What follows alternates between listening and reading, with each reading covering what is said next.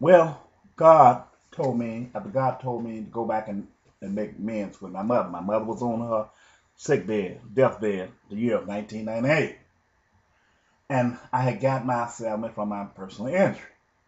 I had to go back to Pine Bluff because my mother was sick. And after I got there and seen her on, she was just a stack of bones, looked like she was waiting on death the year of 1998.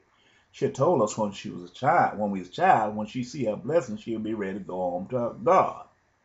But I came there and I saw my mother laying on that death bed, and I saw her, and I began to cry and weep because I hadn't seen her in a condition like this.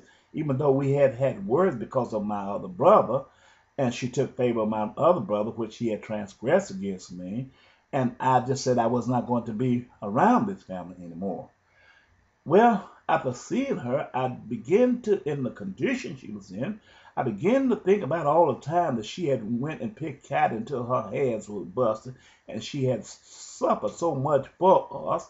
And I seen that the good she had did towards us all, it really outweighed the bad hundreds and hundreds of times. And while I was speaking to her and telling her to hold on, I'd get her children there, my prayer was sending up, my soul was sending a prayer up to God. It was time, as my mother had prayed for us so many times, I realized it was time for the child to pray for his mother. And as I prayed and 3 days came, God delivered her up off that death bed, and she would go on to live 6 more years until she saw her blessing. And she seen and said, "You is the man." She said, "I saw you can come down in the year of 2004." She said, "I saw you come down. You came down with my mother and Jesus." She said, "I saw you on television. You really did speak well." She said, "Because I saw you, I mean, I saw you." She said, "You really did speak well in front of those people." She said, "Because I saw you, you came down with my mother and Jesus." Her mother was named Mary, and she told me who I came down with.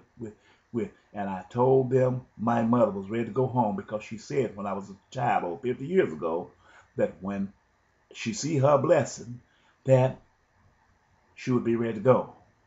Well, before then, before the year of 2005, before my mother died, passed away, and gave me this, told me this. I had to go through other tribulations before that. The year of 2000, 1999, I had to bought me another house in Pine Bluff because I wanted to be side near my mother and take care of her until her days come. So after I nursed her back to strength, moved back to Pine Bluff, I just had to go there because I couldn't. I just wasn't going to run no more until I see about my mother. I bought the house in Pine Bluff, which I yet own. Well, what had happened? As they threatened me and told me that they were going, if I didn't let them set me up so I could go to the penitentiary, they sent a word about me. So they can put me in the penitentiary, set me up, and make it look as if I'm buying drugs. I had to buy some drug from them, or they was going to come and kick my door down, and they was going to kill me.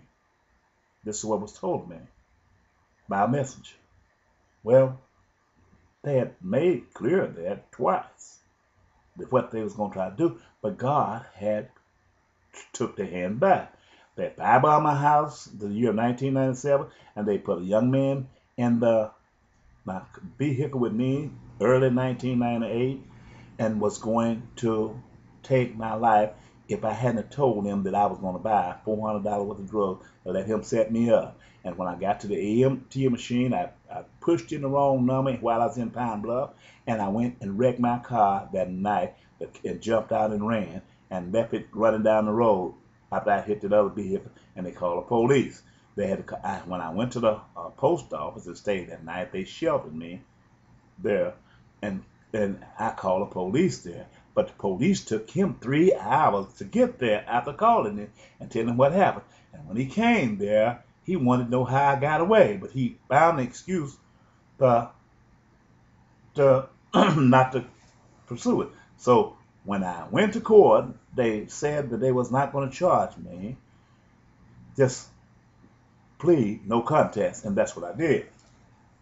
Well, the year 2000, year of 1999 came. This was the storm. This is how it came to be. I was shot. Went to a friend's house to get some sleep after I came from Fayetteville. After they had driven me, ran me back to Fayetteville, I left the house there. Had one of my friends to set me up.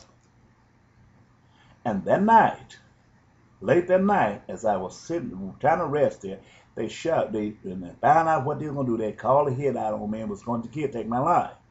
God was with me. He had showed me what was taking place. As I saw what was happening, and I ran outside, and they had a hitman sitting out there with one of the infrared guns. I seen it infrared, and they lit a cigarette lighter to fade the light out so I can see the light. I jumped and I ran, and I jumped up over the fence. And somebody was in the kitchen of the house, or wherever they were. They shot me with a stun gun knife, but it wasn't like the little pistol that they have. This thing reaches a long way. When I jumped up on one bench, it hit me and knocked me on the ground.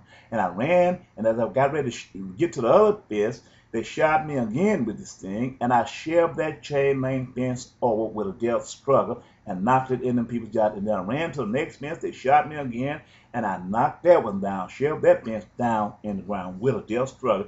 And I ran to another fence, and they shot me again with it. The thing had a long range, and I didn't see who the people were done, but I started running in a zigzag. And when I got to the picket fence, they shot me again. And I was about a block or half a block away from where they were, but this thing had a long range. I know this was no common criminal that had this. It had to be a high-tech used by high-tech peoples. I knew this.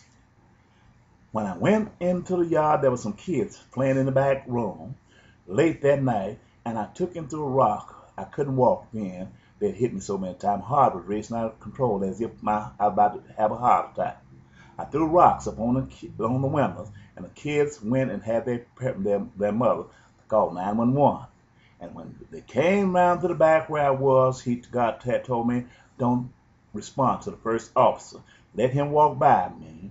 And when the seconds come, that he's going to be the point man. When the others come, you respond. And when I did as God told me to do, and I talked to the people that when the group came behind them, 2 black females, I think, and 1 white female and a 2 white female, black white male. They came back by me, and I told them, here I am. And I was laying beside a vehicle, and then the one that went out, they came back, and they said, is anybody with you? No. And I said, no. They searched the area over, and they took and all circled me. And they took, and the man that came, point man that came, which God told me, though not alarm, he was standing at the back. But they formed a circle like a U behind me, but there was nobody at the feet. And they got quiet, and I laid there. I looked and seen what they were looking. They were looking up at the sky at stars in the sky as they was worshiping a God up there in the sky. And I said to myself, where is the man that went before me? Where is he at?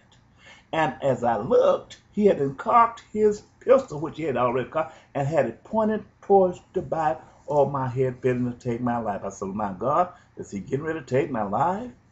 They was as if they was getting the okay from their God, which is out there. This was the city police of Pine Bluff. As if they was getting ready to take my life. This is the dark side of this cloud here.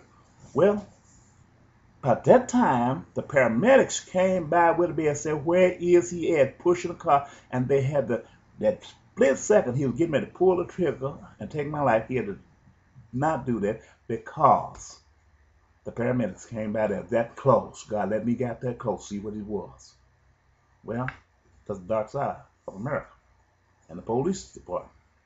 They knew they had killed me then because I hadn't seen too much. But they had this 911 call came. I was alive when the paramedics came by there. So they took me to Jefferson Hospital, and they wouldn't release me at Jefferson Hospital because they didn't want it to show. They sit and say there was something else wrong with me. And they took me that next day to the Veteran Medical Center and created a false accusation there. And I was released at the VA Medical Center out of Little Rock that night to cover up with this. Well, that was this dark cloud